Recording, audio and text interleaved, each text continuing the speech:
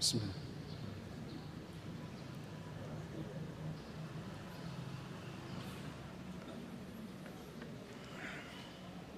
Assalamualaikum warahmatullahi wabarakatuh.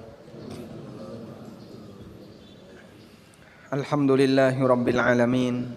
Wassalatu wassalamu ala ashrafil mursalin Nabiyyina wa maulana Muhammadin wa ala alihi wa sahbihi ajma'in. Wa ashhadu an la ilaha illallah wahdahu la syarika lah.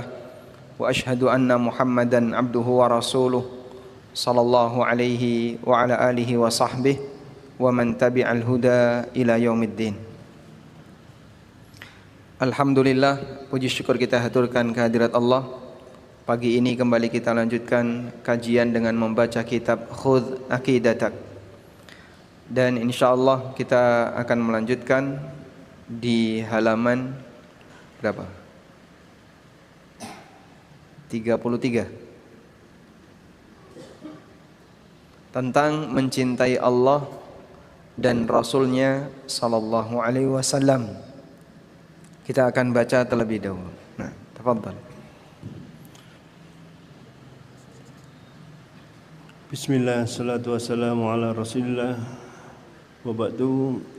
As-su'al as-sadis, kaifa tuhibbullaha wa rasulah?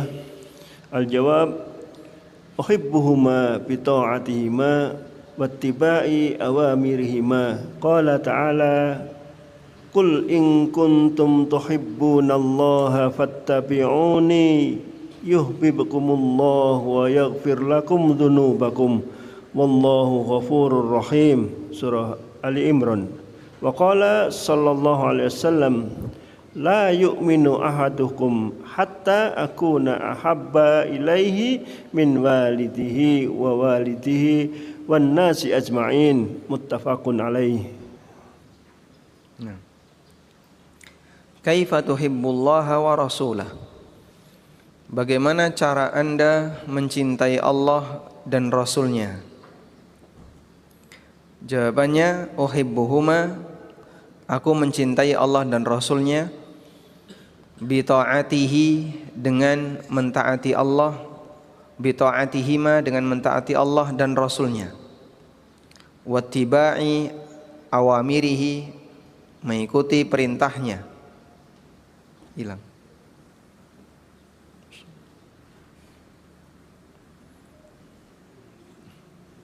Tulisannya hilang. Hilang. Ya, tulisannya hilang. Qadarullah.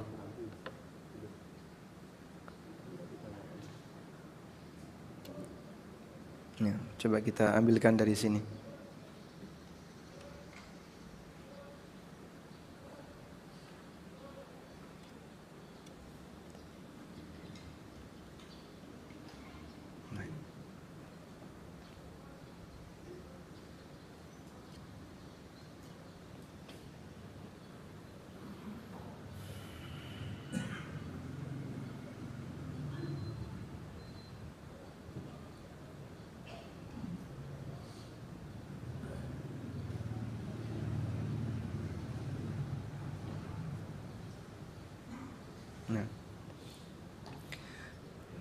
Aku mencintai Allah dan Rasulnya dengan mentaati keduanya dan mengikuti perintahnya. Qala ta'ala, Allah Ta'ala berfirman, qul in kuntum tuhibbunallaha fattabi'uni yuhibbukumullah wa yaghfir lakum dhunubakum wallahu ghafurur rahim.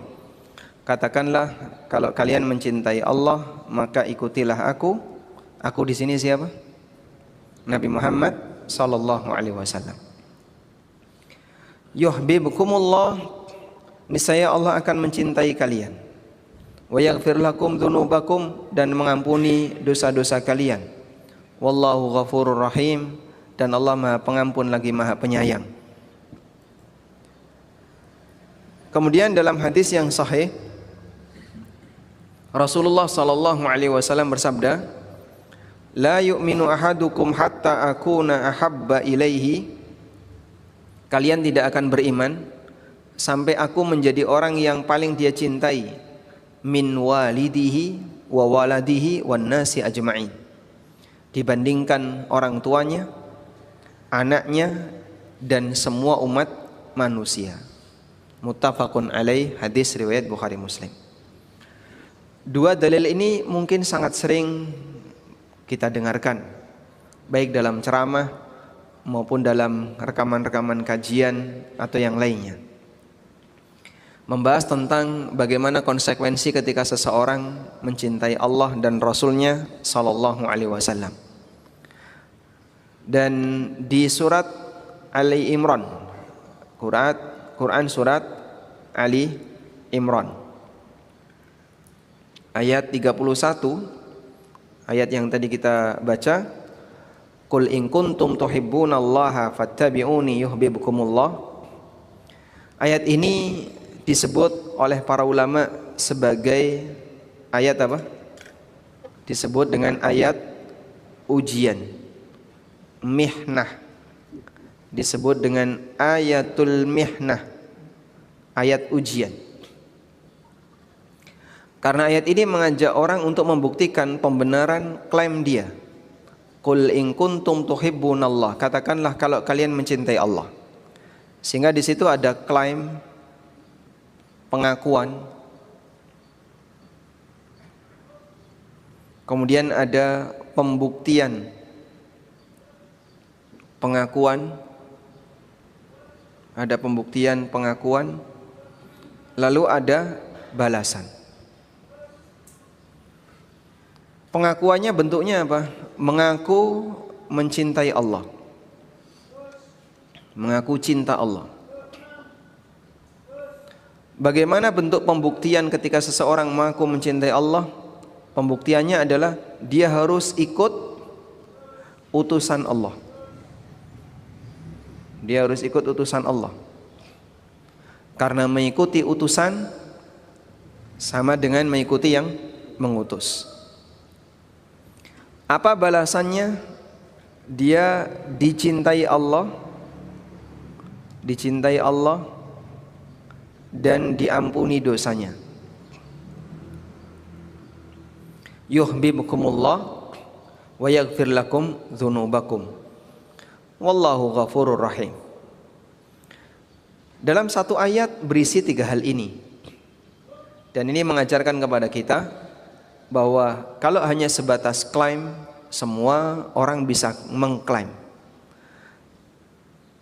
Karena kalau sebatas mengklaim itu diterima, semua orang bisa mengaku A, mengaku B. Karena itu klaim dan pengakuan harus dibuktikan. Selanjutnya, ada 2 balasan yang diberikan oleh Allah Subhanahu wa taala bagi mereka yang membuktikan pengakuannya dengan mengikuti Rasulullah SAW. Balasan yang pertama adalah dicintai oleh Allah. Balasan yang kedua diampuni oleh Allah. Karena itu yang lebih penting menurut Anda, mencintai atau dicintai? Mencintai atau dicintai? Mana yang lebih penting? Ya? Yang lebih penting itu mencintai atau dicintai? Dicintai. Kalau mencintai enggak penting? Penting. Tapi lebih penting dicintai. Kenapa lebih penting dicintai? Karena ketika seorang hamba sudah dicintai, sudah barang tentu dia mencintai. Enggak mungkin Allah mencintai yang membencinya. Ketika dicintai berarti di sini ada 2 yang terjadi. Dia punya pengakuan,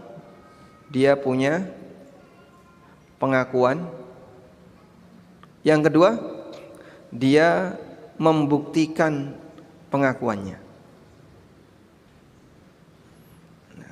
Dan pembuktiannya itu diterima. Dalam posisi pembuktiannya ini diterima oleh Allah.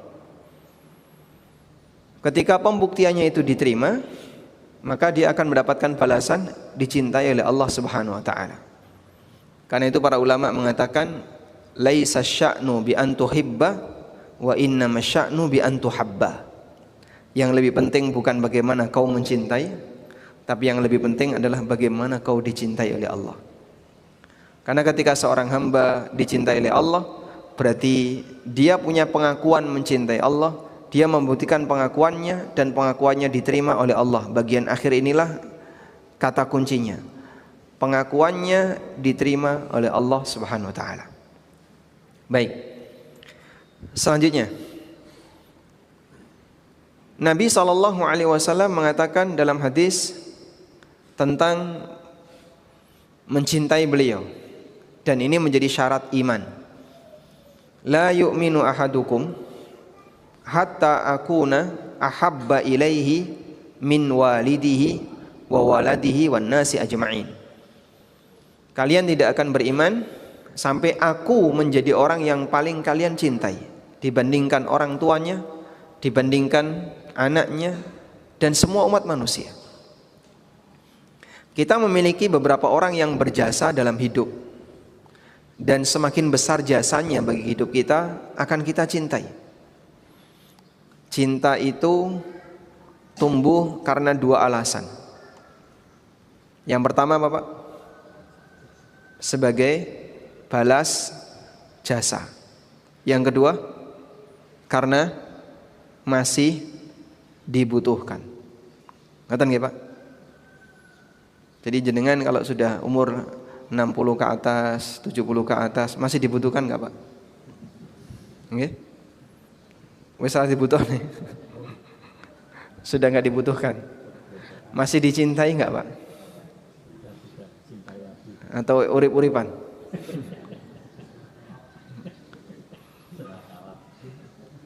Sesuatu itu dicintai karena dia punya jasa. Atau alasan yang kedua adalah karena kita masih membutuhkannya. Umumnya demikian. Maka kita punya urutan orang-orang yang kita cintai. Dari mulai orang tua, kemudian anggota keluarga, istri, anak, lalu saudara, tetangga, kemudian siapa lagi? Orang-orang yang ada di sekitar kita, komunitas kita, teman dekat kita, dan seterusnya. Karena dua alasan ini. Ketika Anda tidak pernah punya utang jasa kepada yang bersangkutan, tidak butuh kepada orang yang bersangkutan, interaksi kita dengan mereka akan biasa saja. Baik.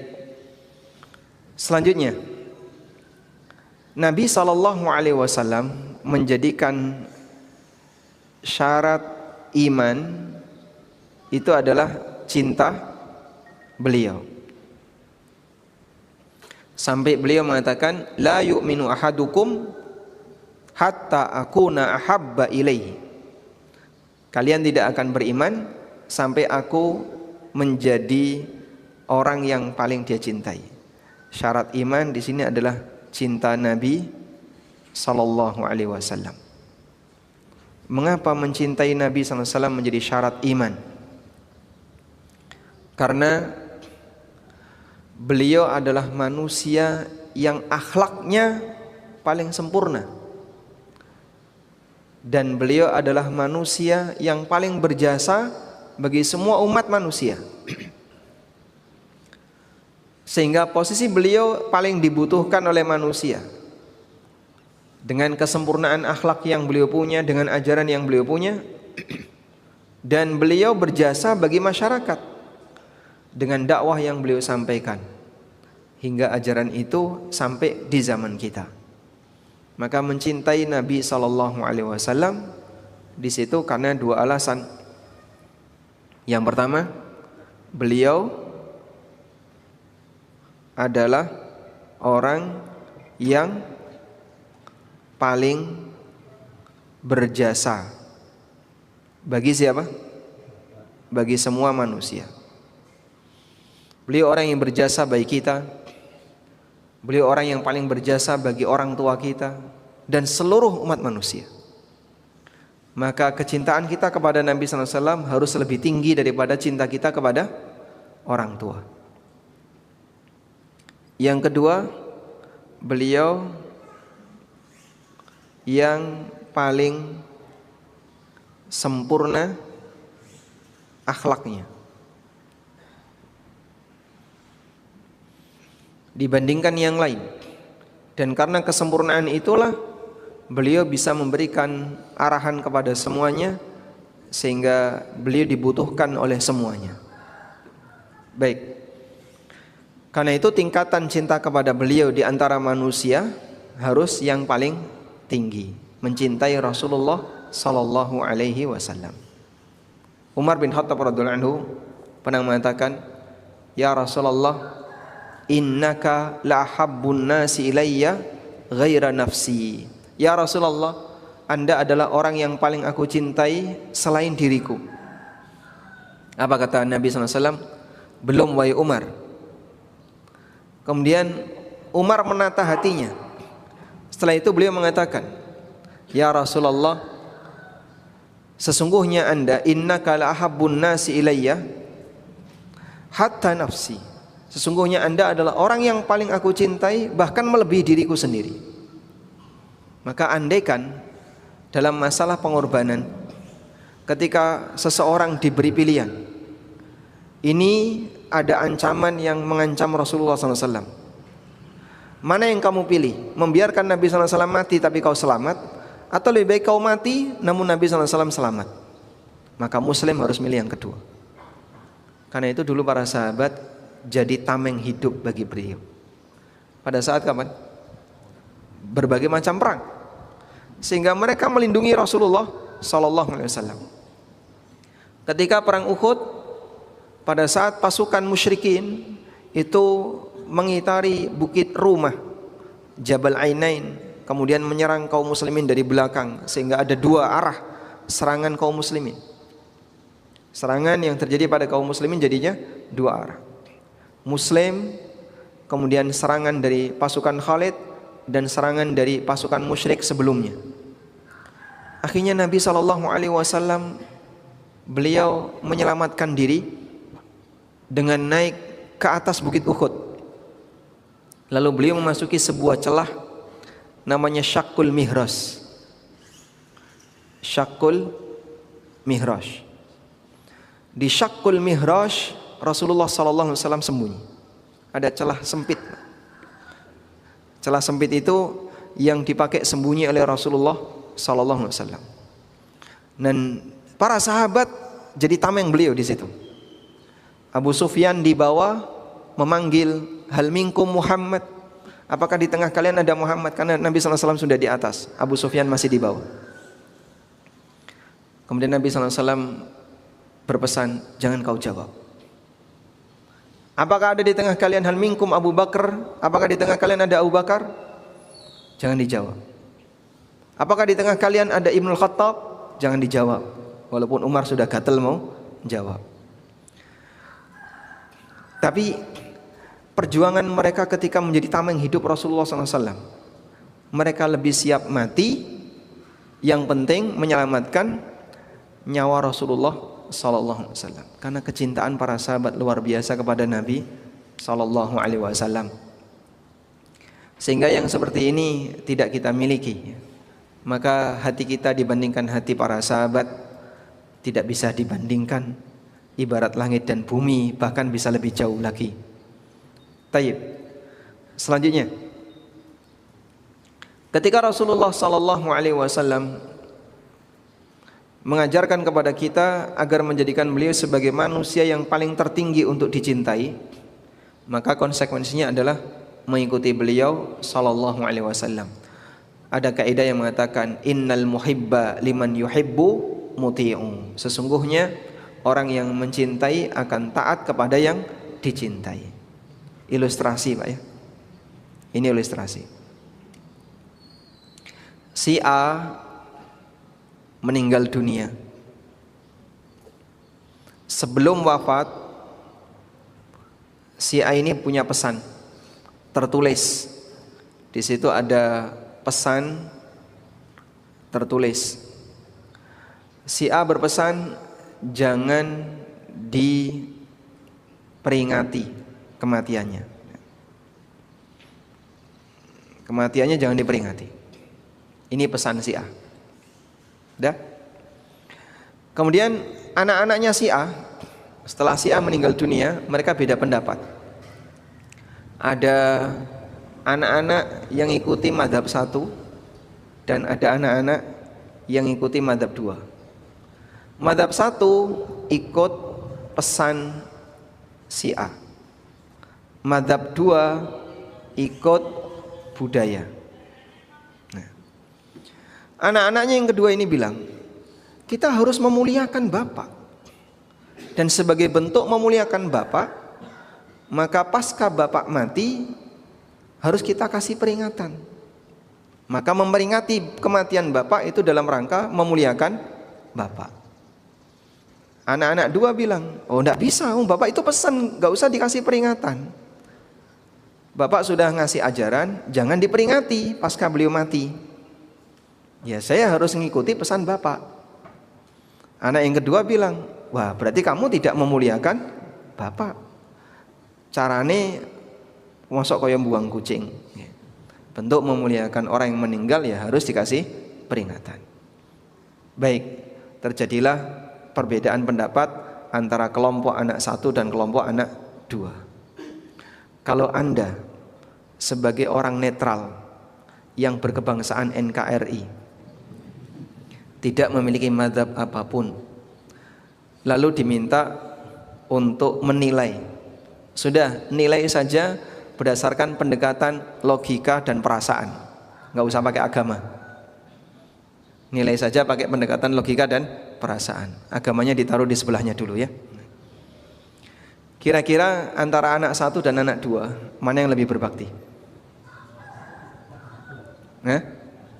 Anak 1 karena sudah ngaji ya. Menurut Anda antara anak 1 dan anak 2 mana yang lebih berbakti? Yang mana Pak? Anak 1 pesen, anak 1 ngikuti pesennya orang tua, anak 2 ngikuti perasaan dia. Perasaan dia, namanya orang mati ya diperingati, itu sebagai bentuk memuliakan orang mati. Dikasih peringatan apa sebagaimana yang Anda kenal ya. Menurut Anda yang lebih berbakti yang mana? Anak 1 atau anak 2? Baik, kita tanyakan ke pemirsa ya. Silahkan tulis di kolom komentar.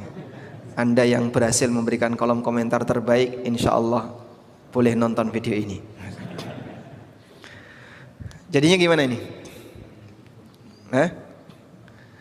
Kalau kita punya standar bahwa menghormati itu dengan mengikuti ajaran, maka kita akan sepakat dengan pesan anak 1. Mengikuti pesan orang tua, mengikuti apa yang disampaikan oleh orang tua, ini bagian dari bentuk berbakti kepada orang tua. Sehingga menjalankan wasiat orang tua adalah berbakti kepada orang tua pasca kematiannya. Tapi kalau orang main perasaan, dia main perasaan, mungkin yang kedua ini dianggap lebih menghormati menurut perasaan. Cuman kan kita punya perasaan yang berbeda. Baik, sekarang kita beralih kepada sosok Nabi Sallallahu Alaihi Wasallam. Nabi Sallallahu Alaihi Wasallam, beliau melarang kuburannya dijadikan masjid. Dan beliau pernah menegaskan berkali-kali dalam suasana sakit beliau menjelang kematian. Dan itu jadi pesan beliau. Beliau juga melarang kuburannya dijadikan sebagai tempat perayaan, dijadikan sebagai Id. Materi ini sudah pernah kita bahas. Kuburan jadi tempat perayaan itu contohnya apa sih Pak? Ya contohnya kuburannya Husain, tanah Karbala itu. Dirayakan setiap setahun sekali. Tanggal 10 Muharram itu puncaknya. Sehingga ada momentum kegiatan tertentu 10 Muharram. Puncaknya perayaan itu. Kemudian di beberapa kuburan-kuburan yang lain juga punya perayaan dengan tanggal yang beragam. Maka di negara yang mereka punya banyak kuburan keramat dan itu resmi dijadikan sebagai agenda negara, nanti banyak liburnya Pak. Tanggal merah perayaan ini, tanggal merah perayaan ini, tanggal merah ini. Betul Pak ya? Pulau mana di Indonesia yang paling banyak liburnya? Nah, Anda tahu kan? Bali Pak. Saking banyaknya perayaan di sana Pak. Karena itu resmi provinsi, akhirnya yang sekolah pun libur. Dan teman-teman kantor ya seneng. Baik. Nabi SAW, beliau punya ajaran tidak ada peringatan, tidak ada peringatan apapun terkait sejarah. Anda carikan satu momentum bersejarah yang diperingati para sahabat. Satu aja, Pak. Menang perang Badar, ada nggak peringatan menang perang Badar? Tanggal berapa? Nggak ada ya? Baik. Peringatan apa lagi? Selamat dari perang Uhud, nggak ada. Selamat dari perang Khandaq, menang Fathu Mekah, menang perang Dhatur Riqa, menang perang Dhatus Salasil, atau perang-perang yang lain, atau peristiwa apapun, kelahiran beliau, Isra Mi'raj beliau, kemudian kedatangan beliau di Madinah, pernikahan beliau dengan Aisyah atau dengan Khadijah, itu semuanya sejarah yang dialami Nabi SAW.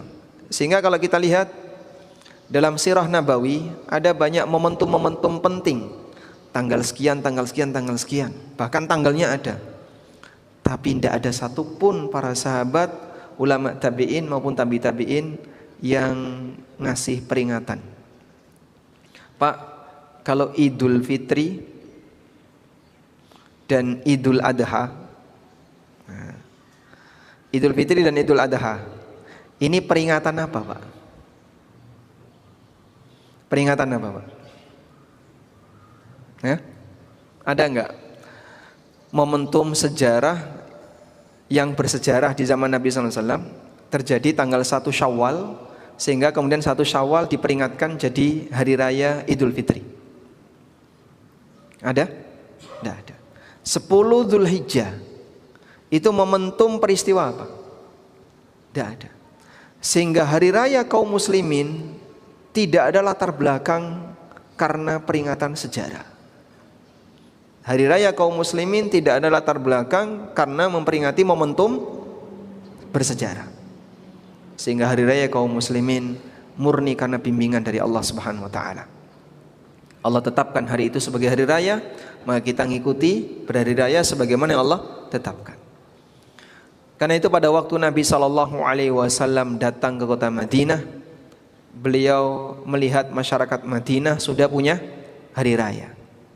Lalu beliau mengatakan, qadimtu alaikum wa fikum yaumani tal'abuna fihima. Aku mendatangi kalian dalam posisi kalian punya 2 hari raya yang kalian gunakan untuk main-main, yaitu berhari raya. Wa qad abdalakumullah khairam minhuma, dan Allah telah memberikan ganti kepada kalian yang lebih baik daripada 2 hari raya ini, yaitu Idul Fitri dan Idul Adha. Jadi masyarakat Madinah sudah punya 2 hari raya, namanya Nairus dan Mihrajan. Setelah Nabi SAW datang, Nairus dan Mihrajan ditinggalkan, digantikan Idul Fitri dan Idul Adha. Baik. Kemudian ada orang yang dengan perasaannya, mosok lewat makam Rasulullah SAW kok tidak melakukan apa-apa? Lah maunya gimana? Ya nek iso sujud gitu. Boleh enggak kayak gitu? Sehingga saat ziarah sujud ke makam Nabi SAW, boleh enggak? Tidak boleh. Beliau melarang makam beliau dijadikan sebagai masjid. Masjid salah satu maknanya adalah disujudi. Terus gimana? Cukup sampaikan salam. Walaupun mungkin perasaan orang, ya saya ingin sujud kepada beliau sebagai bentuk penghormatan beliau. Penghormatan kita kepada manusia bukan dengan sujud, tapi dengan doa. Maka kita diajarkan, kalau kau mau mendoakan, kalau kau mau menghormati Nabi SAW, doakan beliau dengan cara memperbanyak salawat dan salam untuk beliau. Dan bagi mereka yang bisa datang ke tanah suci atau ke tanah Madinah, silakan ziarah ke makam beliau. Cukup ucapkan assalamu alayka ayyuhan nabi wa rahmatullah wa barakatuh. Baik. Disinilah kita diajarkan satu prinsip, innal muhibba liman yuhibbu muti'u. Sesungguhnya orang yang mencintai akan mentaati orang yang dia cintai. Innal muhibba liman yuhibbu muti'u. Sesungguhnya orang yang mencintai akan mentaati orang yang dia cintai. Dan taat itu kepada ajaran. Baik. Bagaimana kalau misalnya ada orang tua tapi beliau punya pesan yang salah? Misalnya orang tua berwasiat, engkau nih aku mati, tolong jenazah saya dibakar. Habis dibakar, abunya ditaruh di bawah pohon, terus dikasih sajen. Pesan ini boleh dilakukan enggak? Kenapa tidak? Karena menyalahi aturan. Kalau saya mati, kamu harus makamkan saya di bawah laut. Nanti dikasih pemberat, cemplungkan ke laut. Dan aneh-aneh, ada sebagian orang yang pesan A, pesan B, pesan C sebelum mati. Wes tahun Arab mati wae serasa aneh-aneh.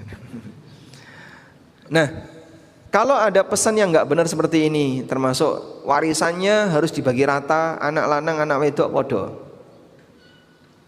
Ini pesan dari bapak. Boleh enggak dilaksanakan? Tidak boleh. Karena melaksanakan pesan maksiat menyempurnakan dosa maksiat. Ketika itu baru jadi pesan, berarti belum terlaksana. Ketika dilaksanakan oleh anaknya, maka menyempurnakan dosa bapaknya. Terus gimana Pak kalau pesannya ini salah? Ketika ortu memberikan pesan yang salah, maka sikap anak adalah yang pertama, memohonkan ampunan untuk ortu. Sehingga wasiat yang menyimpang, bertentangan dengan Al-Quran maupun hadis yang sahih, anak tahu kalau itu menyimpang, doakan agar ortu diampuni oleh Allah Subhanahu wa ta'ala. Mungkin karena ketidaktahuannya sehingga ortu memberikan pesan seperti itu. Yang kedua, jangan ditunaikan, tapi ganti dengan yang lebih baik. Ganti dengan yang lebih baik. Jadi misalnya, bapak dulu itu punya nadar, ya, tapi belum tersampaikan, belum tertunaikan. Nah ini bapak mau mati, pesan sama kalian, tolong nanti nadar bapak ditunaikan. Napa pak nadare pak? Bapak dhisik pengen larung kepala kerbau. Gimana itu kira? Ya nggak boleh ditunaikan. Setelah bapaknya mati, maka silahkan berkorban atas nama bapak. Atau bapak pengen sajen, pengen mendem sedekah bumi dan seterusnya. Intinya pesan yang isinya maksiat tidak boleh ditunaikan. Baik. Selanjutnya, berbicara tentang mencintai Allah dan Rasulnya. Di antara keutamaannya, orang itu akan dikumpulkan bersama yang dicintai. Anas bin Malik bercerita, hadis ini mungkin sudah sering Anda dengar ya, tapi selengkapnya redaksinya kayak ini. Ada orang yang bertanya kepada Rasulullah SAW tentang kapan kiamat. Maka Nabi SAW tanya kepada orang itu, "Mada a'datta laha?" Apa yang sudah kau persiapkan? La syai'a.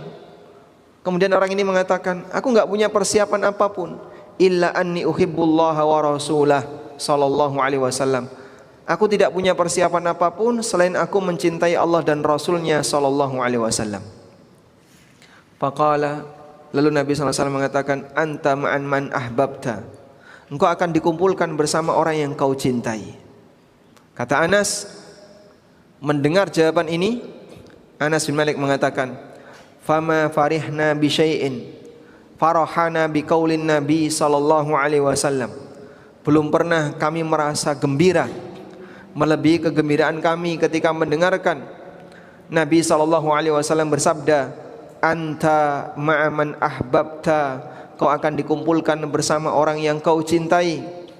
Qala Anas, kata Anas, fa ana uhibbun nabiyya sallallahu alaihi wasallam, aku mencintai Nabi sallallahu alaihi wasallam, mencintai Abu Bakar, mencintai Umar.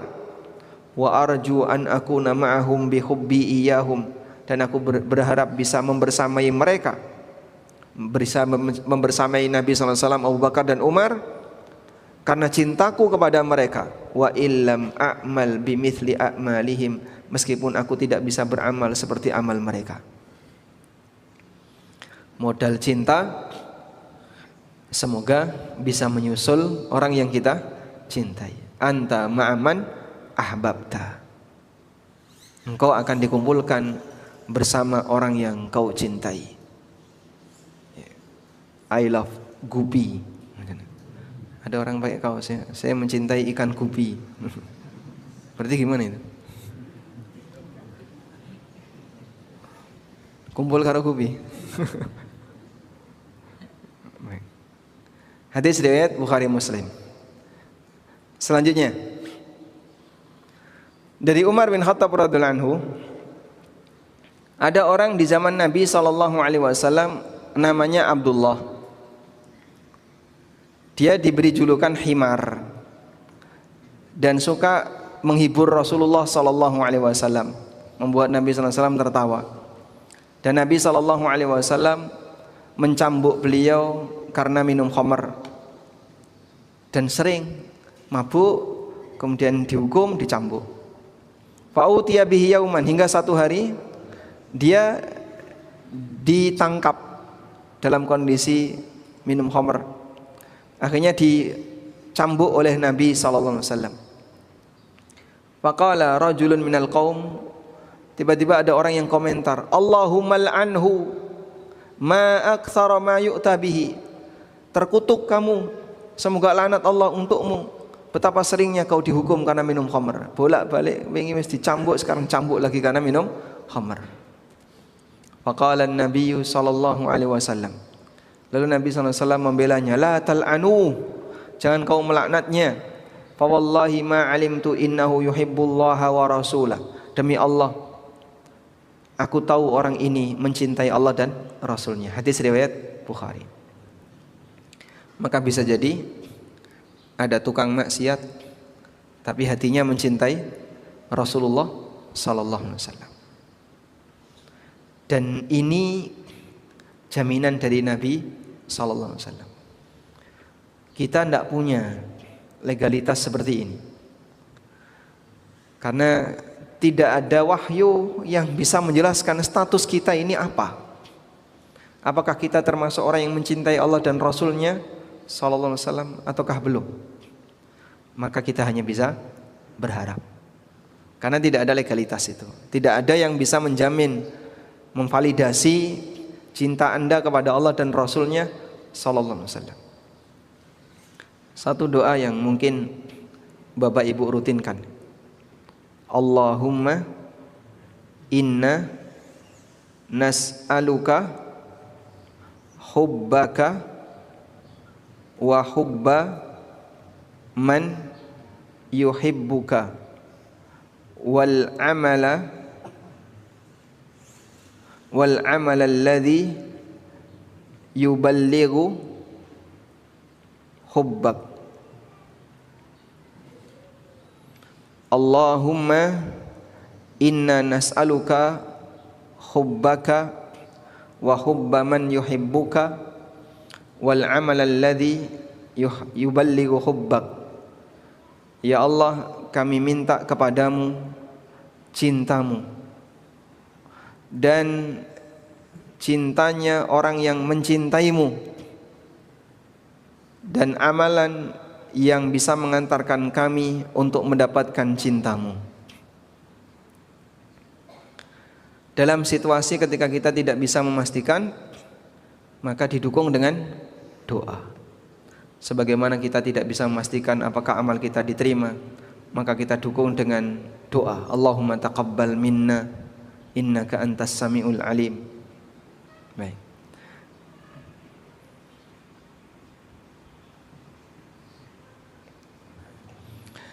Nanti jaga di pintu sana, Mas Mitro di pintu yang utara, yang keluar setoran doa ini. Gimana? Siap? Tidak boleh keluar masjid sebelum hafal doa ini. Sanggup ya? Yang sudah di luar masjid nanti masuk lagi.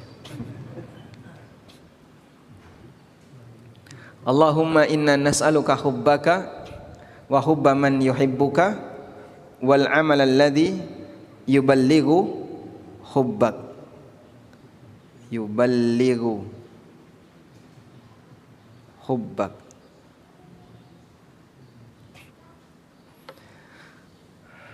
Selanjutnya, untuk bisa mengetahui apakah Allah mencintai kita atau tidak, ada dua keadaan. Yang pertama, yang sudah mendapatkan validitas dari Nabi SAW, dari dalil, maka kita bisa pastikan orang ini mencintai Allah dan Rasulnya, seperti sahabat yang tadi kita sebutkan, atau sahabat yang dijamin masuk surga. Yang kedua, untuk yang tidak bisa mendapatkan validasi, maka bisa mengikuti beberapa sebab amalan yang bisa mengantarkan cintanya Allah Subhanahu wa taala. Alamatun wa asbabu mahabbatillah, tanda dan sebab untuk bisa mendapatkan cinta Allah. Pertama, mengikuti petunjuk Nabi sallallahu alaihi wasallam. Sebagaimana ayat yang tadi kita baca, qul in kuntum tuhibbunallah fattabi'uni yuhibbukumullah wa yaghfir lakum dzunubakum. Yang kedua, merendah di hadapan kaum mukminin dan tegas di hadapan orang kafir, menjalankan jihad fi sabilillah dan tidak takut komentar orang. Tidak takut kecuali hanya kepada Allah. Tidak takut komentar orang.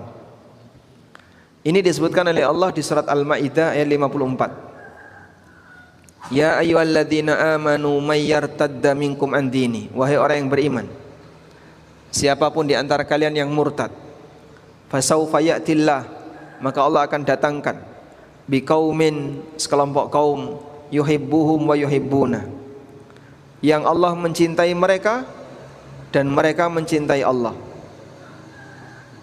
Allah mencintai mereka dan mereka mencintai Allah. Bagaimana sifat orang yang mencintai Allah dan dicintai oleh Allah ini? Adzillatin 'alal mu'minin. Di depan kaum mukminin mereka lemah lembut, mereka nunduk. Aizzatin 'alal kafirin. Di depan orang kafir mereka tegas. Jangan dibalik. Dengan kaum muslimin mereka keras. Dengan orang kafir dipejeti. Tahu yang mijiti orang kafir? Yujahiduna fi sabilillah. Mereka berjihad di jalan Allah. Wala yakhafuna laumata laim, dan mereka tidak takut dengan komentar siapapun. Sehingga ada sebagian orang yang berkebalikan dengan ayat ini. Di depan kaum muslimin keras, kereng. Sehingga dia kalau sama orang musyrikin atau sama orang muslim, dia sikapnya kasar. Tapi di depan orang kafir lemah lembut, memberikan pembelaan.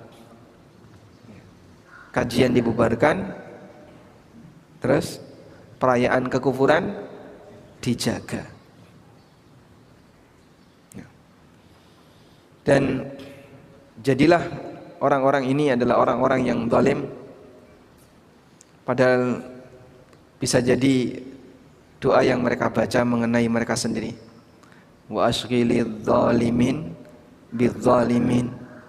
Sibukkanlah orang zalim untuk bertabrakan dengan orang zalim yang lain. Akhirnya gontok-gontokan antara satu dengan yang lain. Selanjutnya yang ketiga, rajin melakukan amal sunnah. Sebagaimana disebutkan dalam hadis qudsi riwayat Bukhari. Allah Ta'ala berfirman, "Wa ma taqarraba ilayya 'abdi bi syai'in ahabba ilayya mimma aftaradtuhu alaih." Tidak ada ibadah yang lebih aku cintai yang dilakukan oleh hambaku melebihi ibadah yang aku wajibkan untuknya. Sehingga ibadah yang diwajibkan oleh Allah lebih dicintai oleh Allah. Wa ma yazalu 'abdi yataqarrabu ilayya bin nawafil. Dan ada hambaku yang beribadah dengan melakukan amal sunnah hatta uhibbah, sampai aku mencintainya. Maka manfaat rajin mengamalkan amal sunnah adalah untuk menggapai cintanya Allah Subhanahu wa ta'ala. Yang keempat, saling mencintai, saling berkunjung, saling memberi nasihat fillah, karena Allah. Dari Rasulullah sallallahu alaihi wasallam yang beliau riwayatkan dari Allah, berarti hadis qudsi.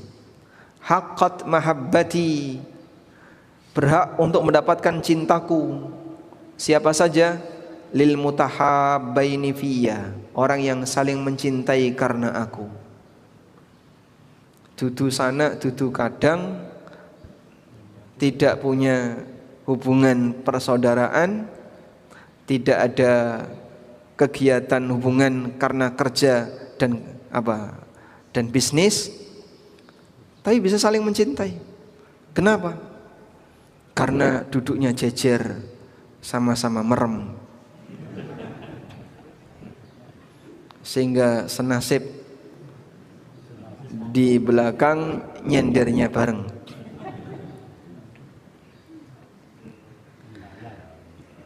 Wa haqqat mahabbati lil mutawasilina fiyya, berhak untuk mendapatkan cintaku orang yang menyambung hubungan karena aku.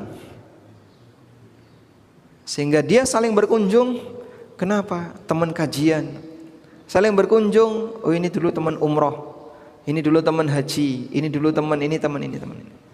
Saling mencintai karena Allah. Wa haqqat mahabbati lil mutazawirina fiyya, dan berhak mendapatkan cintaku bagi orang yang saling ziarah karenaku. Saling ziarah, saling berkunjung. Kalau al-mutawasilin, saling menyambung hubungan. Ini bisa dibaca mutawasilain, bisa dibaca mutawasilin. Wa haqqat mahabbati, dan berhak mendapatkan cintaku lil mutabadilaini fiyya, orang yang saling memberi karenaku. Sehingga satu sama lain saling mendukung. Bapak kitabnya enggak punya, Pak? Saya belum sempat beli. Wih, nganggo nggonku wae, Pak. Engko aku tak tuku meneh. Ya. Sehingga dia ngasih kitab untuk kajian. Dia ngasih sesuatu kepada temannya. Hadis riwayat Ahmad dan disebutkan dalam Sahih At-Targhib wa Tarhib. Selanjutnya, yang kelima, di antara orang yang mendapatkan cintanya Allah adalah manusia yang diuji oleh Allah. Musibah, bala adalah ujian bagi hamba, dan ini tanda cintanya Allah kepada hamba. Statusnya seperti obat, walaupun rasanya pahit, namun pahitnya ini diberikan oleh Allah bagi orang yang Allah cintai. Sebagaimana obat kita berikan kepada orang yang kita cintai. Maka anak kita sakit, kita kasih apa? Es krim. Atau dikasih es teh. Anaknya batuk pilek demam. Dah? Yang satu paracetamol, yang satu es krim. Mana yang kita kasihkan ke anak? Nggih? Aim bos. Kok aim bos? Yang dikasihkan yang mana? Kita kasih obat yang pahit bagi dia, walaupun dia nggak suka, tapi ini bermanfaat bagi dia. Karena itu Nabi SAW mengatakan. Jadi beliau membuat permisalan di sini bahwa musibah itu seperti obat, rasanya pahit, tapi bisa menghilangkan penyakit. Nabi SAW bersabda, Inna idhamal jaza' min idhamil bala, besar kecilnya balasan berbanding lurus dengan besarnya ujian. Wa innallaha azza wa jalla idza ahabba qauman ibtalahum. Dan ketika Allah mencintai seorang hamba, maka Allah akan menguji mereka. Siapa yang ridha, maka dia mendapatkan ridhonya Allah, dan siapa yang emosi, dia mendapatkan emosinya Allah. Dia mendapatkan murkanya Allah. Hadis riwayat Tirmidzi dan Ibnu Majah. Dan ketika seseorang mendapatkan ujian, bisa jadi lebih baik bagi seorang mukmin dibandingkan ketika hukumannya disimpan sampai akhirat. Karena dengan adanya ujian yang dialami oleh seorang mukmin akan menghapus dosanya dan mengangkat derajatnya. Rasulullah sallallahu alaihi wasallam bersabda, "Idza aradallahu bi'abdinil khaira." Kalau Allah menghendaki kebaikan bagi hambanya, ajjalalahul uqubah. Allah segerakan hukuman untuknya fid dunya, ketika di dunia. Disegerakan hukumnya di dunia dalam bentuk apa? Musibah. Baik sakit badan maupun sakit batin. Sehingga kita diuji oleh Allah lahir batin. Wis lara awake, lara atine. Mana yang lebih lara? Pikiran. Sakit hati sama sakit badan lebih sakit mana? Sakit hati ya, karena kan liver ya, atau jantung. Wa idza aradallahu bi'abdihi syarra. Dan apabila Allah Ta'ala menghendaki keburukan bagi hambanya, masaka anhu bidzambihi, Allah biarkan dia bersama dosanya, hatta yuwaffiyahu yaumal qiyamah, sampai Allah penuhi balasannya besok di hari kiamat. Dan para ulama mengatakan orang yang hukumannya ditunda oleh Allah sampai kiamat itu adalah orang munafik. Karena disebutkan dalam hadis yang lain riwayat Bukhari, permisalan antara mukmin dan munafik. Mukmin itu seperti pohon padi.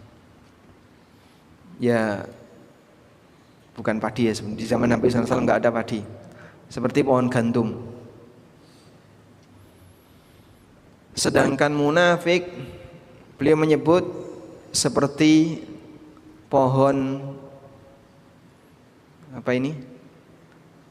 Cemara yang berada di gunung-gunung. Baik. Beliau sebutkan seperti pohon gandum. Ketika angin datang, pohon sejenis padi dan gandum, gimana Pak kondisinya? Goyang Pak. Sehingga saat angin datang mereka goyang. Tapi kalau cemara, saat angin datang tetap berdiri kokoh. Angin datang pertama angin kecil, pohon gandum, pohon padi udah goyang. Angin kecil untuk pohon cemara tidak menggoyangkan, pohon cemara tetap tegak.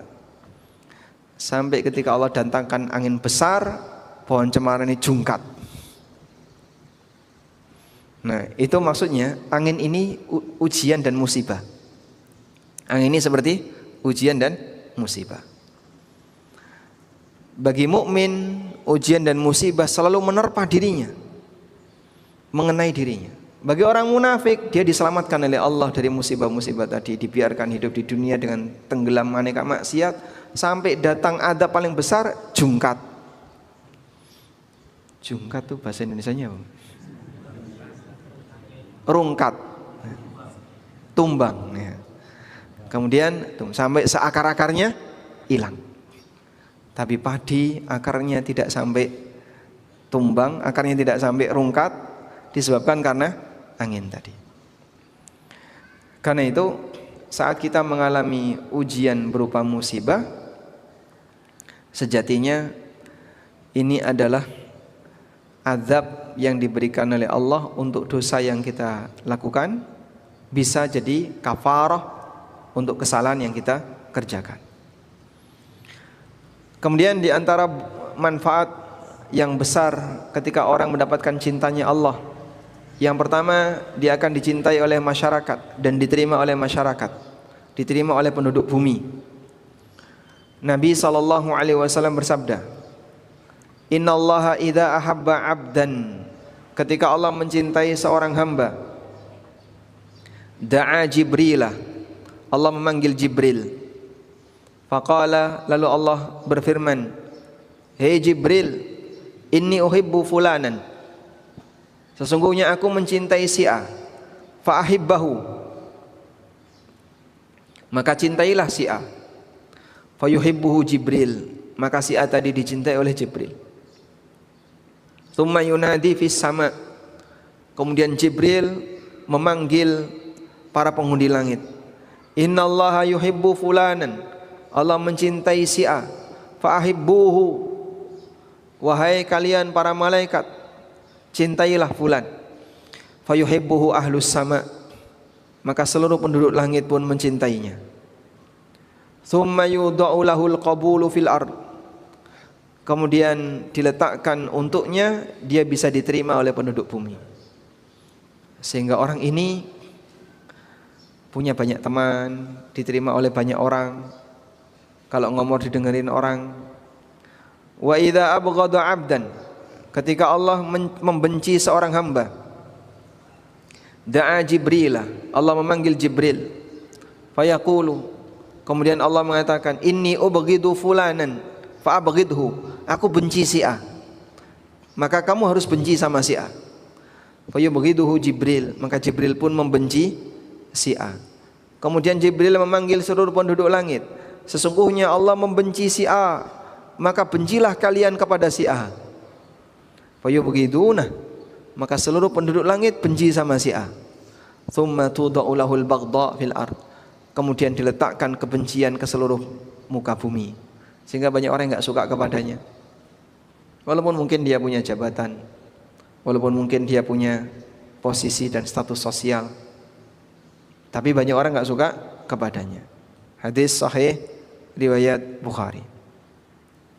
Ini manfaat pertama ketika seseorang mendapatkan cintanya Allah. Kemudian yang kedua yang disebutkan dalam hadis qudsi berikut ini, Nabi SAW mengatakan, wa ma yazalu abdi yataqarrabu ilayya bin nawafil, ada hambaku yang selalu melakukan amal sunnah hatta uhibbah, sampai aku mencintainya. Fa idza ahbabtuhu, hingga ketika aku mencintainya, kuntu sam'ahu alladhi yasma'u bihi wa basarahu alladhi yubsiru bihi, maka aku akan membimbing pendengarannya yang dia gunakan untuk mendengar, aku bimbing pandangan matanya yang dia gunakan untuk melihat, aku bimbing tangan yang dia gunakan untuk memegang, aku bimbing kakinya yang dia gunakan untuk berjalan. Wa in sa'alani la'u'tiyanna, kalau dia minta kepadaku langsung aku kasih, pasti akan aku kasih. Wa wala in ista'adzani, kalau dia berlindung kepadaku la'u'idzanna, aku akan melindungi dia. Wa ma taraddadtu an syai'in ana fa'iluhu, tidak ada perbuatan yang membuatku ragu untuk melakukannya.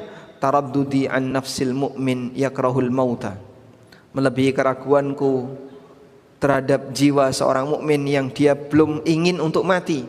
Wa ana akrahu masa'adah, sementara aku enggak ingin untuk menyikapi buruk kepadanya. Allah menghargai iman para hamba, ya, sehingga orang mukmin disayang oleh Allah Subhanahu wa taala. Allahumma inna nas'aluka hubbak wa hubba man yuhibbuk wal amal alladhi yuballighu hubbak. Wa sallallahu ala nabiyyina Muhammadin wa ala alihi wa sahbihi wasallam. Jazakallahu khairan atas kajian di pagi hari ini. Ada beberapa pertanyaan. Yang pertama, bila mempunyai kesalahan kepada orang lain, bolehkah meminta maafnya nunggu pada saat lebaran saja agar tidak canggung? Bila kita memiliki kesalahan kepada orang lain, apakah boleh minta maafnya nunggu lebaran? Karena kalau sebelum lebaran canggung, mana yang lebih berat, minta maaf atau memaafkan? Yang lebih berat yang mana? Minta maaf atau memaafkan? Minta maaf. Bagi orang yang dia sadar akan kesalahannya, bentuk tawadhu adalah minta maaf. Karena ketika dia tidak mau mengakui kesalahan, itu bagian dari kesombongan.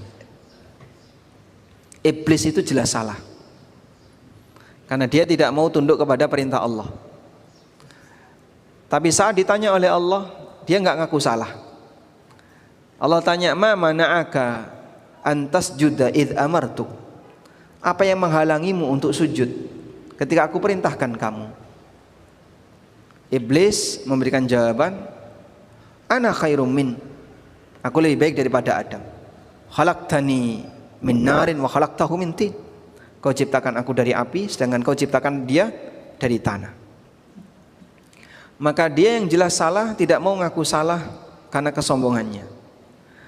Akhirnya diusir oleh Allah Subhanahu wa taala. Qala fahbit minha fama yakunu laka an tatakabbara fiha fakhruj innaka minas saghirin. Turun kamu dari surga. Kau enggak boleh sombong di dalam surga. Karena sombong tidak boleh masuk surga. Sehingga yang sudah berada di dalam surga kok sombong, suruh keluar. Contohnya iblis. Rasulullah sallallahu alaihi wasallam mengatakan, la yadkhulul jannah man kana fi qalbihi mithqalu dzarratin min kibrin. Tidak akan masuk surga orang yang dalam hatinya ada rasa sombong seberat, walaupun seberat dzarrah, seberat debu. Sehingga sombong tidak boleh masuk surga. Di ayat yang lain, di sebuah ayat Nabi sallallahu alaihi wasallam, Allah Subhanahu wa taala berfirman, tilkad darul akhiratu naj'aluha lil ladzina la yuriduna 'uluwan fil ardi wala fasada. Itulah kebahagiaan negeri akhirat yang kami jadikan bagi mereka yang tidak punya keinginan untuk bersikap sombong atau berbuat kerusakan di muka bumi. Maka bagian dari bentuk melawan sikap sombong adalah minta maaf ketika kita salah. Bagaimana kalau misalnya kita tunda? Saya ingin minta maaf Pak, saya mau dan bersedia untuk minta maaf, cuman rasanya canggung sehingga saya tunda besok pas lebaran. Melawan rasa canggung ini berangkat dari apa? Malu untuk mengutarakan. Tapi malu ini menghalangi dia untuk berbuat baik. Ini malu yang tidak terpuji. Terus kamu bisa nggak menjamin Syawal tahun depan masih hidup? Kalau bisa silahkan ditunda. Kalau bisa ya jelas tidak ada yang bisa. Kalau begitu segera minta maaf, sebab kematian sudah ada di belakangmu. Wa nahnu aqrabu ilaihi minkum walakin la tubsirun. Dan kami lebih dekat kepada manusia yang mau mati meskipun kalian tidak melihat. Bahkan kematian lebih dekat daripada kalung sandal yang dipakai oleh seseorang. Jarak antara sandal dengan kita berapa senti? Kalung sandal kan kadang dipakai gini Pak. Kadang lepas, kadang kepakai, kadang lepas. Kematian lebih dekat dibandingkan kalung sandal yang kita pakai. Sebab dia bisa datang sewaktu-waktu tanpa ada persiapan dari manusia. Oleh karena itu Rasulullah sallallahu alaihi wasallam memberikan arahan, man kana li akhihi madlamatun falyastahilla minhu al-yaum. Barang siapa yang punya kezaliman kepada saudaranya, hendaknya minta dihalalkan segera, sebelum dinar dan dirham tidak berlaku. Maka idealnya minta maaf itu dilakukan segera dan tidak menunggu lebaran. Kalau misalnya nggak berani ketemu langsung, Anda bisa minta maaf melalui WA. Kalau nggak direspon, WA lagi. Nggak direspon, telepon. Terus nanti ditemui. Sehingga berikan pengantar yang lebih ringan, semoga nanti bisa mencairkan. Wallahu a'lam. Yang terakhir Ustaz, apa hukum kurban atas nama mayit? kurban atas nama mayit dirinci menjadi dua. Yang pertama, mayit diikutkan dengan kurbannya orang yang hidup. Misalnya si A berkurban atas nama dirinya dan seluruh anggota keluarganya. Salah satu anggota keluarganya sudah meninggal, maka yang meninggal tadi turut mendapatkan pahalanya. Sehingga saat si A menyembelih kurban, beliau berikrar, Allahumma bismillah, Allahu akbar, Allahumma hadza minka walaka anni wa an ahli baiti. Bismillah, Allahu akbar, ya Allah ini kurban dariku atas nama diriku dan seluruh anggota keluargaku. Terus disembelih. Maka seluruh anggota keluarga si A, baik yang hidup maupun yang sudah mati, turut mendapatkan pahalanya. Yang kedua, kurban atas nama mayit yang disendirikan. Misalnya seekor kambing, terus ditulisi ALM si A, ALM si B. Maksudnya apa itu? Almarhum si A, almarhum si B. Sehingga kurbannya atas nama orang yang sudah mati sendiri. Dia tidak diikutkan orang yang hidup. Dalam hal ini ada dua rincian. Yang pertama, jika yang bersangkutan pernah berwasiat sebelum beliau wafat, maka ulama sepakat hukumnya boleh dan wajib ditunaikan. Sehingga sahibul kurban yang sudah meninggal dan dulu sebelum wafat beliau pernah berwasiat, kemudian dibelikan hewan kurban untuk disembelih atas nama beliau, hukumnya boleh dalam rangka menunaikan wasiat. Selanjutnya, untuk kurban wasiat seperti ini, mengenai pemanfaatannya di sana ada dua pendapat ulama. Yang pertama, pendapat yang mengatakan bahwa kurban wasiat semua hasilnya hanya boleh untuk fakir miskin. Selain fakir miskin tidak boleh. Bahkan keluarganya sendiri tidak boleh. Sehingga tidak boleh dimakan, tidak boleh dihadiahkan kepada orang yang kaya, tapi yang boleh hanya satu, disedekahkan kepada fakir miskin. Ini pendapat Syafi'iyah dan pendapat Hanafiyah. Sebagaimana keterangan Ibnu Abidin ulama Hanafiyah, keterangan Al-Qaffal dan beberapa ulama Syafi'iyah yang lain, bahwa untuk korban wasiat tidak boleh diberikan distribusinya, tidak boleh disalurkan kecuali untuk fakir miskin, khusus korban wasiat. Berbeda dengan pendapat Hambali. Kalau pendapat Hambali, korban wasiat boleh distribusinya sama sebagaimana korban orang yang hidup, sehingga bisa dibagi tiga ya, dimakan sendiri, disedekahkan atau dihadiahkan. Dan pendapat yang kedua ini yang lebih kuat, dengan alasan bahwa ketika orang itu sudah meninggal, maka status harta yang ditinggalkan oleh mayit menjadi haknya siapa? Ahli waris. Dan hasil korban pasca disembelih adalah haknya mayit, kemudian jatuh ke tangan ahli waris. Selanjutnya terserah ahli waris, boleh dimakan sebagian, boleh disedekahkan dan seterusnya. Baik. Selanjutnya, kondisi yang kedua, mayit tidak pernah berwasiat. Bolehkah berkorban atas nama mayit secara pribadi, mayit, bukan mengikuti orang yang hidup? Dalam hal ini ada tiga pendapat. Pendapat pertama mengatakan boleh, dan ini pendapat mazhab Hambali dan Hanafi. Bahkan banyak ulama Hambali yang menegaskan silahkan, termasuk ulama Hambali belakangan. Yang kedua, hukumnya makruh, dan ini pendapat Malikiyah. Yang paling keras dalam hal ini yang ketiga, yaitu Syafi'iyah, dilarang mutlak dan batal kalau tetap nekat. Korban atas nama mayit tapi tidak ada wasiat. Memang kalau dilihat dari sisi dalil, tidak dijumpai riwayat bahwa Nabi SAW pernah berkorban atas nama anggota keluarga yang sudah wafat. Oleh karena itu kalau melihat sunnah tidak ada.